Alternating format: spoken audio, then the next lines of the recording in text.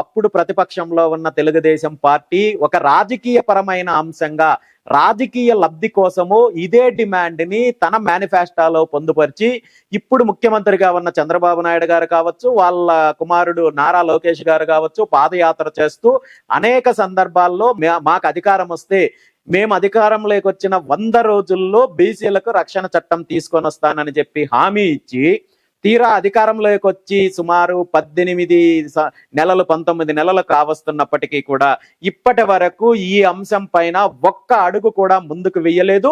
ఈ 18 నెలల కాలంలో బీసీల పైన అనేక దాడులు జరిగాయి, హత్యలు జరిగాయి, అనేక రకాలుగా ఇబ్బందులు ఎదుర్కొన్నప్పటికీ కూడా ప్రభుత్వం ఇప్పటి వరకు స్పందించలేదు. కాబట్టే ఈ అంశాన్ని ప్రధానంగా తీసుకోవడం జరిగింది.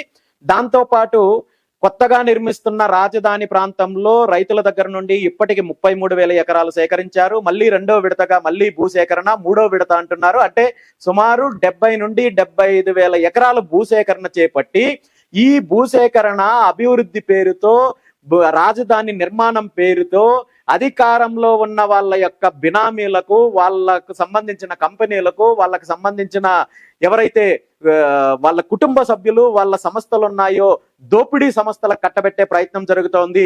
ఇందులో బీసీలు నష్టపోతున్నారు. కాబట్టి బీసీల యొక్క అభివృద్ధి కోసము, భవనాల కోసము, భవిష్యత్తులో బీసీ సామాజిక వర్గాలకు చెందిన పెట్టుబడిదారులు, పారిశ్రామికవేత్తలు అభివృద్ధిలో భాగస్వామ్యం అవ్వడం కోసం కనీసము 1000 ఎకరాలు భూ కేటాయింపు చెయ్యాలనేది మరో ప్రధాన అంశము. దాంతోపాటు ఇప్పటి వరకు అధికారంలో ఉన్న పార్టీలన్నీ ఏవైతే తప్పుడు హామీ ఇచ్చారో, బీసీల యొక్క సమగ్ర కులగణన చేపట్టి బీసీలకు మేము రిజర్వేషన్లు పెంచుతామని చెప్పి ప్రతిపక్షంలో ఉన్నప్పుడు మాటిస్తున్నారు, అధికారంలోకి వచ్చిన తర్వాత అణిచివేసే ప్రయత్నము మాట తప్పుతున్నారు. కాబట్టి ఇందులో ప్రధాన డిమాండ్లలో భాగంగా సమగ్ర కులగణన చేపట్టి బీసీలకు 44% విద్యా ఉద్యోగాలతో పాటు స్థానిక సంస్థల్లో 44% రిజర్వేషన్లు ఇవ్వాలి.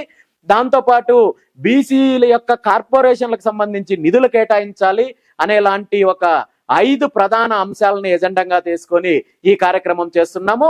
ఈ ఎజెండాని సాధించడం కోసము భవిష్యత్తు ప్రణాళికలు కూడా, భవిష్యత్తు కార్యాచరణ కూడా ఈ కార్యక్రమంలో ప్రకటించబోతున్నాం. బట్ రామచంద్ర గారు, ప్రతి రాజకీయ పార్టీ కూడా బీసీలకి పెద్దపీట వేస్తున్నాం, బీసీలే మా ప్రధాన ఎజెండా, వాళ్ళ కోసం మేము ఎంతవరకైనా వెళ్తామని చెప్పి బీసీ నినాదానికి పెద్దపీట వేస్తూ వాళ్ళ మేనిఫెస్టోస్ కావచ్చు, వాళ్ళ ప్రసంగాలు కావచ్చు మేము చూస్తూ ఉన్నాం.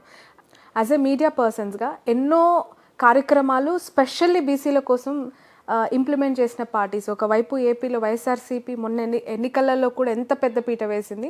తెలంగాణకు సంబంధించిన బీసీ నాయకుడు ఆర్ కృష్ణయ్య గారిని తీసుకొచ్చి రాజ్యసభకు పంపించడం, చంద్రబాబు నాయుడు గారు కావచ్చు. అక్కడ ఆల్రెడీ ఇప్పుడు కల్వకుంట్ల కవిత గారు బీసీ నినాదం ఎత్తుకున్నారు. అదే నినాదంతో ఎమ్మెల్సీగా తీన్మార్ మల్లన్న ఇప్పుడు అదే కోటాలో పనిచేస్తూ ఉన్నారు, రాజకీయ పార్టీ అంటున్నారు, ఆయన కూడా సభలు పెడుతున్నారు. ఇంతమంది చేయలేనిది రామచందర్ యాదవ్ ఒక్కరే ఏం చేయగలుగుతారు? ఇది ఒక ఫెయిల్యూర్ ఉద్యమం, జస్ట్ ఒక టైంపాస్ ఉద్యమం అనే వాళ్ళకి మీ స్ట్రైట్ ఆన్సర్ ఏంటి? ఖచ్చితంగా బీసీ ఉద్యమం అనేది ఫెయిల్యూర్ కాదు, టైంపాస్ కాదు.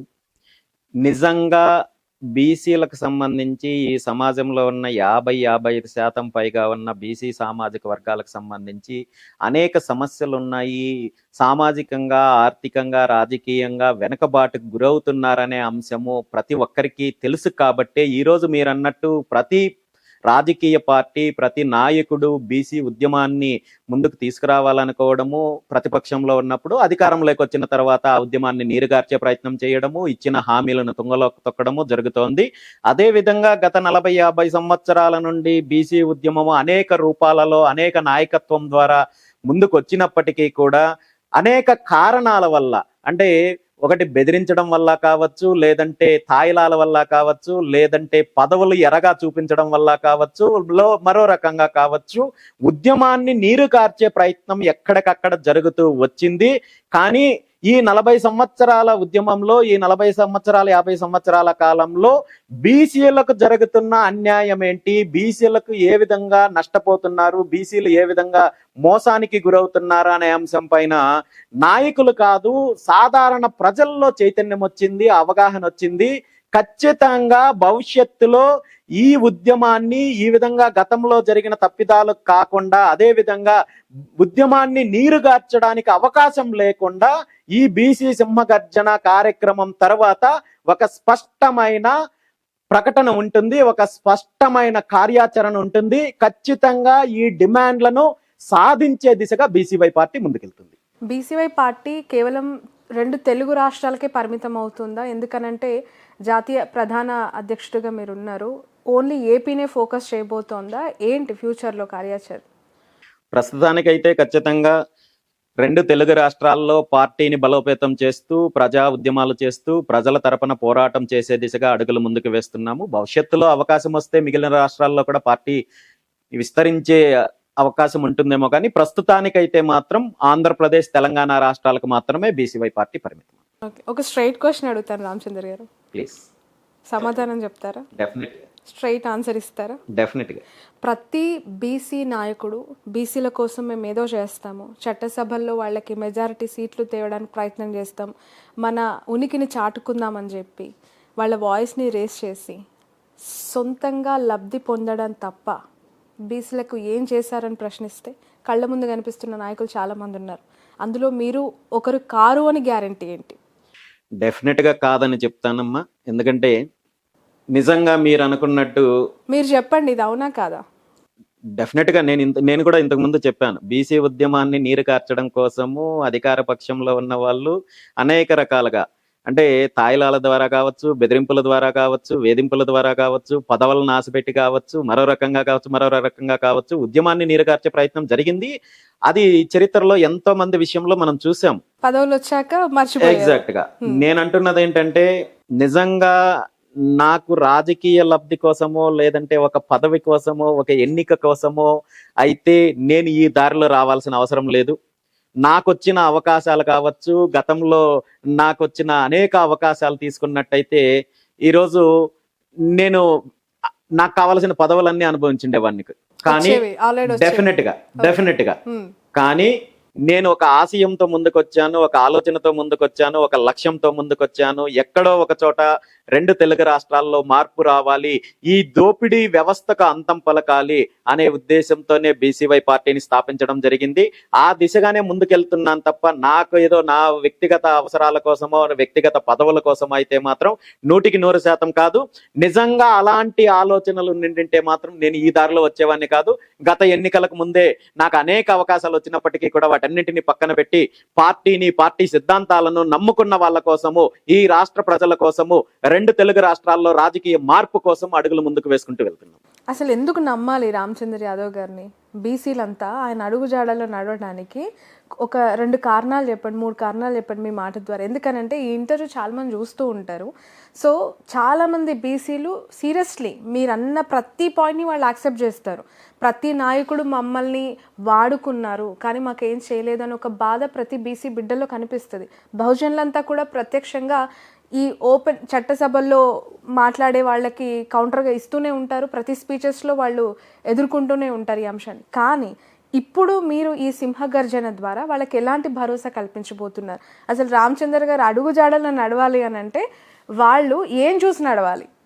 డెఫినెట్గా మీరు అన్నట్టు బీసీవై పార్టీని ఎందుకు నమ్మాలి, లేదంటే రామచంద్ర యాదవ్ని ఎందుకు నమ్మాలి అంటే, గత 2.5 సంవత్సరము బీసీవై పార్టీ యొక్క పోరాటం కానీ రామచంద్ర యాదవ్ యొక్క పోరాటం కానీ మీరు చూసినట్టయితే దీనిపైన మీకు స్పష్టత వస్తుంది. బీసీవై పార్టీ అనేది కేవలం బీసీల కోసం మాత్రమే కాదు, సమాజంలో ఉన్న ఏ వర్గానికి అన్యాయం జరిగినా, రైతుల నుండి బలవంతంగా భూసేకరణ చేపట్టినా అక్కడ అండగా నిలిచాము, మత్స్యకారులకు అండగా నిలిచాము, మహిళలకు అండగా నిలిచాము, అదేవిధంగా దళితుల పైన దాడులు జరిగినా, దళితులకు అన్యాయం జరిగినా అక్కడ అండగా నిలిచాము, అదేవిధంగా సనాతన ధర్మానికి అపచారం జరిగినా, అన్యాయం జరిగినా, సనాతన ధర్మం పేరు చెప్పి అధికారం పేరు చెప్పి దోపిడీ జరిగినా అక్కడ బీసీవై పార్టీ పోరాటం చేసింది. 2 తెలుగు రాష్ట్రాల్లో ఈ దోపిడీ పార్టీలు చేసే ప్రతి కార్యక్రమం, ప్రతి అవినీతి పైన, ప్రతి ఏదైతే కుట్ర పైన పోరాటం చేసింది. అన్ని వర్గాలకు అండగా ఉంది. మరీ ముఖ్యంగా మీరన్నట్టు బీసీలకు సంబంధించిన సమస్యల పైన మొదటి నుండి పార్టీ ఆవిర్భావం నుండి ఈ రోజు వరకు ఒక స్పష్టమైన విధానంతో వెళ్తున్నాము.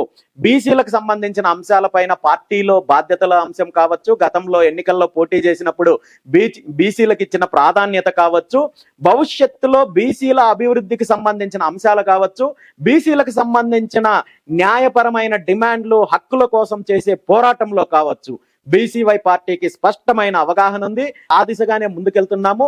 మా ప్రయాణాన్ని, మా పోరాటాన్ని ఈ రోజు ప్రజలు యాక్సెప్ట్ చేస్తున్నారు కాబట్టి ఈ రోజు మా కార్యక్రమాలకు కావచ్చు, పార్టీకి కావచ్చు మద్దతు ఇస్తున్నారు. భవిష్యత్తులో మరింతగా బీసీ వర్గాలలో చైతన్యం తీసుకొని వచ్చి పార్టీని బలోపేతం చేసి ఏదైతే పార్టీ ప్రధాన లక్ష్యం ఉందో, ప్రత్యామ్నాయ అధికారం ఏదో కావాలని కోరుకుంటున్నారో ఈ రాష్ట్ర ప్రజలు, ఈ రెండు తెలుగు రాష్ట్ర ప్రజలు, ఆ దిశగా బీసీవై పార్టీ ముందడుగు వేస్తుంది.